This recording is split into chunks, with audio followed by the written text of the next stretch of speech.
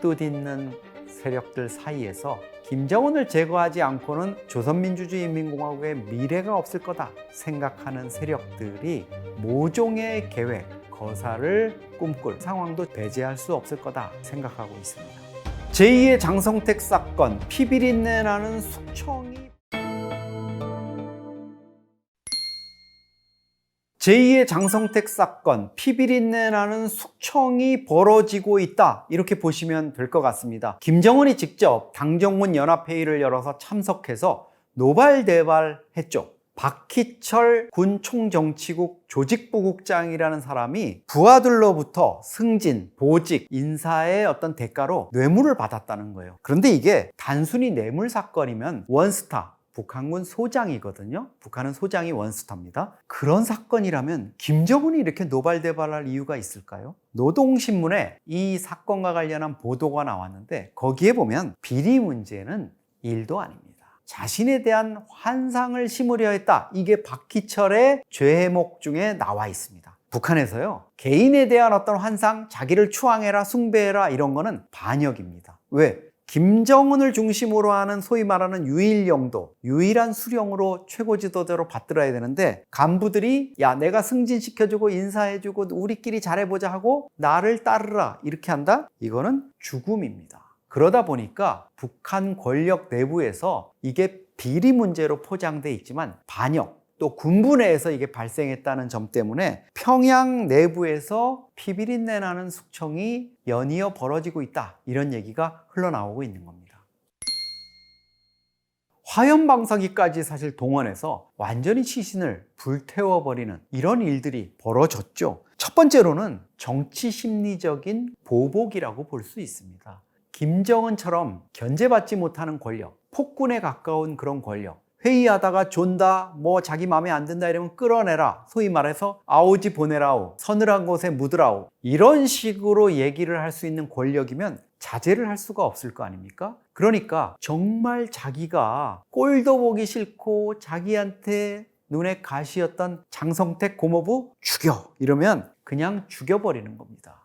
죽이는 것 자체만큼 엄청난 보복 효과, 심리적인 어떤 짜릿함을 주는 게 김정은 입장에서는 없는 거지 않습니까? 그러다 보니까 해외에서 자기를 독재자라고 비판하고 이랬던 한때 자기보다 더 권력 1순위였던 후계자로 낙점됐었던 이복형 김정남도 2017년 말레이시아 공항에서 독사를 하는 이런 일이 벌어진 겁니다. 두 번째로는 흔적을 없애겠다. 이게 너무나 중요한 거죠. 14.5mm 고사총. 이게요, 원래는 우리 발칸포처럼 사신고사총이라고 북한 분들이 얘기하지 않습니까? 사신이라는 게 뭡니까? 4개의 총구가 4개의 몸체가 하나로 묶여 있다는 거예요. 그거를 가지고 대공사격이나 이런 거를 쏴서 헬기라든가 이런 것들을 떨어뜨리는 이런 총을 가지고 사람을 총살을 집행한다? 이거는 뭐겠습니까?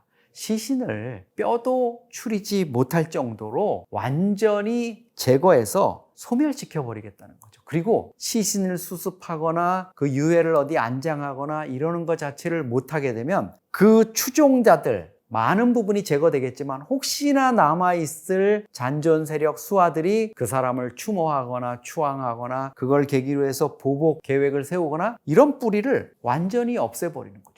과거에 우리가 후세인 이라크 대통령을 미군이 잡아가지고 재판에서 처형을 한 뒤에 어떻게 했습니까? 시신을 아무도 모르는 바다에다가 그냥 수장을 시켜버렸잖아요. 그 잔존 세력들이 다시는 재기를 꿈꾸지 못하고 하는 이런 효과가 있습니다. 그리고 더 큰 목적 중에 하나는 남아있는 살아남은 자들에게 극도의 공포감을 심어주는 거죠.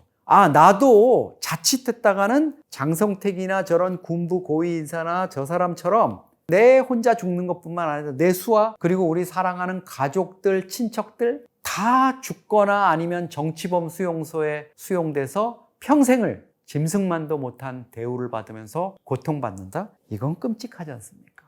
어떤 뜻을 세웠다가도 그래 내가 무슨 영광을 보겠다고 하고 접게 만들 수밖에 없는 그런 효과, 이런 것들을 김정은은 철저히 겨냥해서 가혹한 또 극악한 방법으로 공개 처형을 하고 있는 걸로 보입니다. 김정일 국방위원장, 김정은의 아버지가 죽어서 장례차에 실려 나갈 때 그 장례차를 양쪽에서 호위한 사람이 김정은을 포함해서 8명입니다.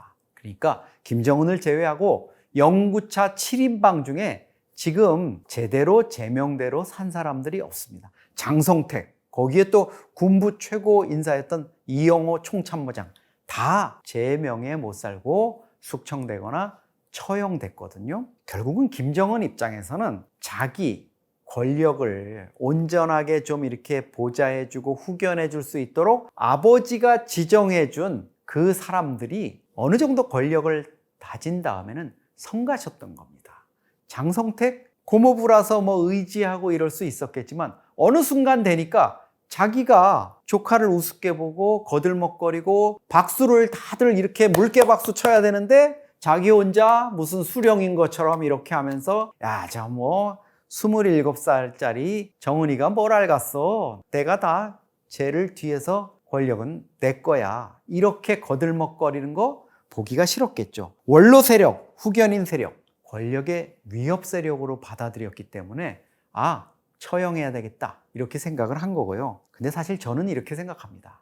김정일 국방위원장이 아들인 그 당시에 25살, 26살밖에 안 됐던 아들, 막내에게 후계 수업을 시킬 때 핵심적인 부분 중에 하나가 뭐였겠습니까? 저는 이렇게 얘기했을 것 같아요. 내가 일찍 죽게 되면 권력을 20살 후반에 넘겨받아야 될 거다. 그렇다면 너를 후견해 줄 사람이 장성택이니 군부에서는 이영호니 이런 인물들이 있을 텐데 특히 장성택 조심해야 된다. 아니면 가업을 말아먹고 우리 권력 세습 이거 대가 끊어진다 이러면서 너가 만약에 너의 권력에 장애가 된다고 생각하면 언제든지 눈치채지 못하게 쥐도 새도 모르게 전격적으로 장성택을 처형해라. 그런 비책을 저는 김정일이 김정은한테 내렸고요. 그게 후계 수업의 꿀팁 중에 꿀팁이었을 거라고 저는 생각을 합니다. 두 가지 측면이 더 있습니다. 사실 이런 공개 처형이라든가 이런 것들, 군부를 통제하기 위한 어떤 본보기식 처형 이런 것도 있었을 거라고 봅니다. 초기에 보면 군부 원로들을 다 죽였어요. 국방장관, 우리로 말하면 합참의장 했던 이런 고위 인사들 다 죽였습니다. 그것도 이 사람들을 빨가벗겨서 죽였다 그래요. 공개 처형을. 가족들이나 심지어 며느리까지 있는 데서 그런 천인공노할 짓을 저지른 거죠. 그리고 그 부하들을 평양 외곽에 있는 강건종합군관학교 처형장으로 아주 널리 알려진 데 아닙니까? 거기다 다 집결시켜 놓고 죽인 거죠. 군부에 나에 대항하는 거는 용서하지 못하겠다. 그리고 그 당시만 해도요, 군부가 각각 이권을 가지고 있었습니다. 무슨 건자재라든가 이런 거 생산하는 거, 지하자원인 석탄 중국에다 판매하는 거, 송이버섯 비싸지 않습니까? 이거 군인들이 가을 되면 채취하는 거, 해산물, 가리비 조개나 이런 것도 채취해서 일본에 팔고 이랬던 거, 이런 것들에 대한 이권을 군부가 많이 갖고 있었거든요. 군부 거를 뺏어가지고 노동당이나 김정은이 필요하다고 생각하는 김여정이도 그때 그런 이권을 차지했었고요. 그쪽으로 이렇게 무역회사 쪽으로 나눠주는 과정에서 군부가 반항을 했죠. 대표적인 게 이영호 총참모장입니다. 그래서 군부를 제대로 본때를 보여주겠다 이렇게 해가지고 군부 인사를 집중적으로 처형한 게 있고요. 또 하나는 사실 혈연도 예외가 없다 이런 걸 보여준 겁니다. 장성택도 그렇고 이복형인 김정남까지 그렇게 무참하게 나는 죽일 수 있다 이렇게 되니까 결론이 어떻게 됐을까요? 북한 노동당과 군부의 간부들이 고모부도 죽이고 이복형까지 저렇게 눈 깜짝 안 하고 죽이는 거 보면 우리는 파리 목숨이구나. 납작 엎드리면서 사실은 단기적으로는 김정은이 권력을 다잡고 거머쥐는데 이 공개 처형 수법이 상당히 약발이 먹힌 거는 사실입니다. 그렇지만 결국은 이런 공포 정치가 어디까지 약발을 발휘할 수 있을까? 제대로 노동당 간부들이라든가 군부 엘리트들을 먹여 살리지 못하고 그들이 불만을 갖게 될 경우 혹시 청년 엘리트 장교라든가 또 몇몇 뜻있는 세력들 사이에서 김정은을 제거하지 않고는 우리 조선민주주의인민공화국의 미래가 없을 거다, 이렇게 생각하는 세력들이 모종의 계획, 거사를 꿈꿀 그런 상황도 저는 배제할 수 없을 거다, 이렇게 생각하고 있습니다. 김정은 입장에서는 엄청난 컴플렉스가 있을 수밖에 없었겠죠. 이복형인 김정남은 이미 자기보다 10살 이상 나이가 많아서 한 40 정도 되는 이런 나이였어요, 그 당시에만. 그리고 오랜 기간 중국 마카오에서 살면서 중국 쪽의 주요 인사들, 베이징의 지도부들로부터 인정을 받고 있었습니다. IT 전문가로서, 또 김정일의 맏아들로서, 저 친구가 이제 앞으로 북한을 아버지에서 이끌어 갈 거다, 이렇게 돼 있고요. 그 친중 세력의 든든한 또 후견인이 누구였나? 장성택이었거든요. 장성택이 중국의 군부 인사들, 공산당 인사들하고 교류를 하면서 그러니까 장성택은 평양에서 든든히 자리를 갖고 있었고, 베이징 또 마카오에서는 김정남이 있었습니다.